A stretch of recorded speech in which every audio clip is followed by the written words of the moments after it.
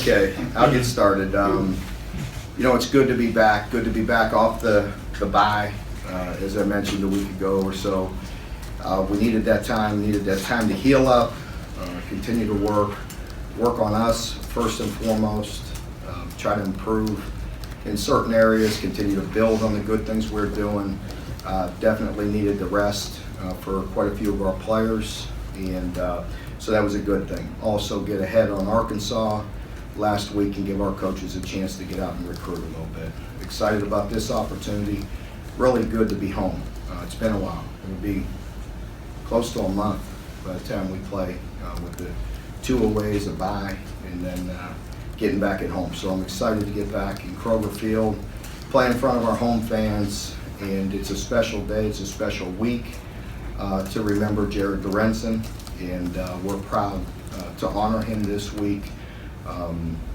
One of the most beloved and iconic players to ever play at the University of Kentucky, and it'll be an honor for us to recognize him and recognize his family this week. So just more incentive for us and for our team. Our team is going to be hungry to play this game. It's been a tough stretch, but this gave us an opportunity to hit the reset button, kind of reload and get ready for this next phase of the season. Is the plan still for Sawyer to throw today? Is that what you're anticipating? Yeah, so he's took a solid week off, and he needed that. And the word I got, from our trainer here this morning was that he feels significantly better. So that'll be the plan. We'll see. I'm not trying to withhold any information on you guys. It just is what it is. He's banged up. You guys know that. You know the other options that we've been working, but we'll proceed with Sawyer and anticipate him being the starting quarterback and being able to play this week. So, that's the plan, and we'll see how the week goes. You mentioned last week there's a third injury he was dealing with. Is that anything? Is it arm related or is it something No, else? it was lower extremity, but he's feeling better with that. So. Arkansas played pretty well against A&M. They were able to move the ball down the field. Is there a difference with the quarterback playing, or what were they doing well? Yeah, I was impressed with that game. Trying to think, we were obviously waiting. That was during the day while we were in South Carolina, so I knew I saw some of it live, and then obviously watching it on film this week. But it was impressive just watching it on TV, bouncing around, watching a few games for what little time I was able to watch it.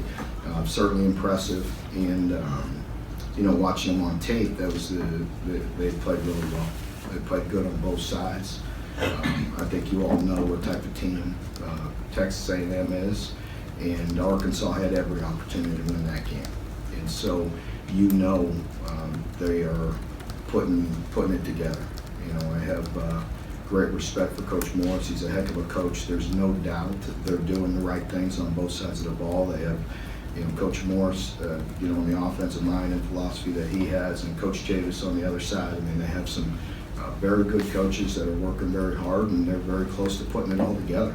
That was evident watching the Texas A&M game, and they had a chance to have the week off and regroup and kind of put a plan together as well. So it's going to be a great challenge. You haven't played them since you've been here. Is that what's it like? It's a conference game, but there's no familiarity there. Yeah, it is very different and unique. I go back with Coach Beal, and Brett and I are friends, and knew each other for a long time. So I remember looking at the schedule and not having them on there. I don't know what happened. You all probably know better than me. Early on when I got here with the schedule, and somehow we ended up playing. I think the only team on the West we've played twice since I've been here was Alabama, but we never played Arkansas. So this will be the first time, and there is no familiarity. But it is what it is. We do that all the time. We play teams that we're not familiar with and maybe haven't played, whether it's out of conference or any of that. But it is new.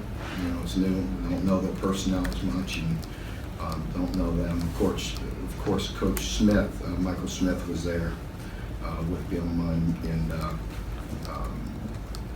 can fill us in a bit on personnel, but obviously the roster's turned over quite a bit as well. Mark, every year there are one or two games that are season defining. Would you characterize this upcoming game as a make or maybe even more important, break game? No, I'll leave that to y'all.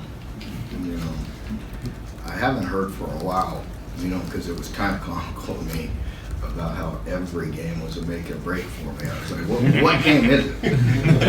You know, I mean, I think that's all I heard for 6 years, every week in here. So it's actually, I had to chuckle inside because every game's important to us. And I don't mean any disrespect by that answer. It's just we as coaches, I don't care who we're playing, what we're doing, you know, the way we lead up to a game, the way we prepare, all that is really most important to me. The results are the results. We all want to win. But things happen in games that you can't predict. That's why everybody loves watching it. But the preparation and how we go about it and everything, it's all important. And this game is important. You know, sure, I think just common sense, the way we haven't played very good and the way we've had some losses, yeah, it's important to me. It's the next game, it's at home, it's a conference game, so it's important.